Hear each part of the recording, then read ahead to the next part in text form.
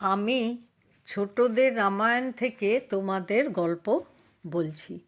গল্পের নাম সীতাকে উদ্ধারের উদ্যোগ। সীতার খোঁজ পাওয়ার পর বানররাজ সুগ্রীব রামকে বললেন, সীতার খোঁজ যখন পাওয়া গেছে তখন তাকে উদ্ধার করার ব্যবস্থা করুন। এই যে আমার অগণিত বানর সেনা দেখছেন, এরা আজ থেকে আপনার অধীন হয়ে যুদ্ধ করবে। পৃথিবীর যে কোনো দেশ এরা আপনার জন্য জয় করতে পারবে। তখন বিশাল বানর সৈন্য বাহিনী নিয়ে রাম, লক্ষ্মণ ও সুগ্রীব এলেন সমুদ্রের তীরে।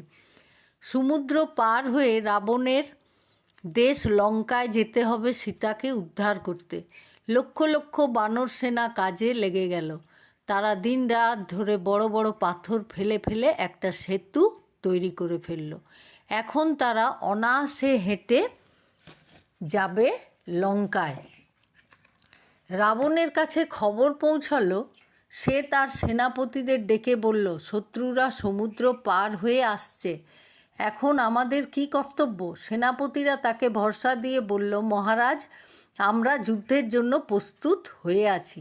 এই মানুষ আর বানর সৈন্যরা আমাদের কোনো ক্ষতি করতে পারবে না। রাবণের ভাই বিভীষণ বললেন, কাউকে চুরি করে এনে বন্দি করে রাখা অন্যায় এবং অধর্মের কাজ। আপনি সীতাদেবীকে ফিরিয়ে দিয়ে রামচন্দ্রের সঙ্গে সন্ধি করুন, নইলে এই লঙ্কাপুরী ধ্বংস হয়ে যাবে। বিভীষণের কথায় রাবণ রেগে বিভীষণকে নির্বাসন দণ্ড দিল। বিভীষণ তখন রামের কাছে এসে আশ্রয় চাইলেন। রাম তাকে আশ্রয় দিলেন। বানর সেনাদের নিয়ে রাম, লক্ষ্মণ, সুগ্রীব আর বিভীষণ রাতের অন্ধকারে সমুদ্র পার হয়ে এলেন। তারা কয়েকটি দলে বিভক্ত হয়ে চারদিক থেকে লঙ্কাকে ঘিরে ফেলল।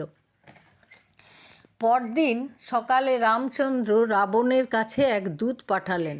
তিনি লিখে পাঠালেন, হয় আমাদের কাছে আত্মসমর্পণ করো, নয়তো মৃত্যুর জন্য প্রস্তুত হও। রাবণ দূতকে বলল, বানর বা মানুষ কাউকে আমি ভয় করি না। সাহস থাকে তো রাম আসুক যুদ্ধ করতে।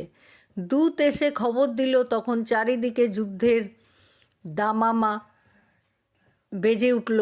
রাবণ তার সেরা সেনাপতিদের পাঠালো রামের বিরুদ্ধে যুদ্ধ করতে, কিন্তু একে একে তারা সব সেনাপতি রাম লক্ষ্মণের হাতে মারা গেল। তখন যুদ্ধ করতে এলো রাবণের জ্যৈষ্ঠ পুত্র মেঘনাদ। মেঘনাদ ভীষণ যোদ্ধা। একবার সে দেবতাদের রাজা ইন্দ্রকে হারিয়ে দিয়েছিল। সেই থেকে তার আরেক নাম ইন্দ্রজিৎ। মেঘনাদ মেঘের আড়ালে লুকিয়ে থেকে অস্ত্র ছোড়ে। তাকে পরাস্ত করতে রাম লক্ষ্মণের খুবই বেগ পেতে হয়েছিল। অবশেষে লক্ষ্মণের বাণে মেঘনাদ মারা গেল। মেঘনাদ মারা গেলে রাবণ তার ভাই কুম্ভকর্ণকে যুদ্ধ করতে পাঠালো। কুম্ভকর্ণের স্বভাব হলো সে একটানা 6 মাস ঘুমোয়। সে সময় কুম্ভকর্ণ ঘুমোচ্ছিল। অনেক কষ্টে রাক্ষসেরা তার ঘুম ভাঙিয়ে তাকে যুদ্ধে পাঠায়। কুম্ভকর্ণ কম বড় যোদ্ধা নয়। সে খালি হাতে যুদ্ধ করে শত শত বানর সেনাকে মারতে লাগলো। বানরেরা ভয়ে পালাতে লাগলো। এমন সময় রামের বাণে বিদ্ধ হয়ে কুম্ভকর্ণও মারা গেল। যখন যুদ্ধ করার মতো রাবণের আর কেউ রইল না, তখন রাবণ নিজে এলো যুদ্ধ করতে। সে বলল, আমি রাজা, তাই আমি কেবল অন্য এক রাজা বা রাজপুত্রের সঙ্গেই যুদ্ধ করব। রাম বললেন, বেশ তাই হবে। তখন রাম আর রাবণ একে অন্যের দিকে কত যে শক্তিশালী বাণ ছুড়লেন তার ইয়ত্তা নেই। কেউ কারো চেয়ে কম নয়। অবশেষে রামের হাতে রাবণের মৃত্যু হলো। লঙ্কার যুদ্ধ শেষ হলো। সৈন্যরা রামের নামে জয়ধ্বনি দিতে লাগলো। রাম এগিয়ে গেলেন মৃত রাবণের কাছে। মৃত রাবণকে উদ্দেশ্য করে তিনি শ্রদ্ধা ভরে বললেন, তুমি বীরের মতো যুদ্ধ করে প্রাণ দিয়েছ, হে বীর, আমার প্রণাম নাও। তখন অন্যরাও এসে রাবণকে শ্রদ্ধা জানালো।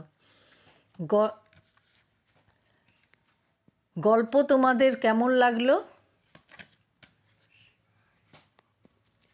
তোমরা সবাই ভালো থেকো, সুস্থ থেকো। পরে আবার তোমাদের গল্প শোনাবো।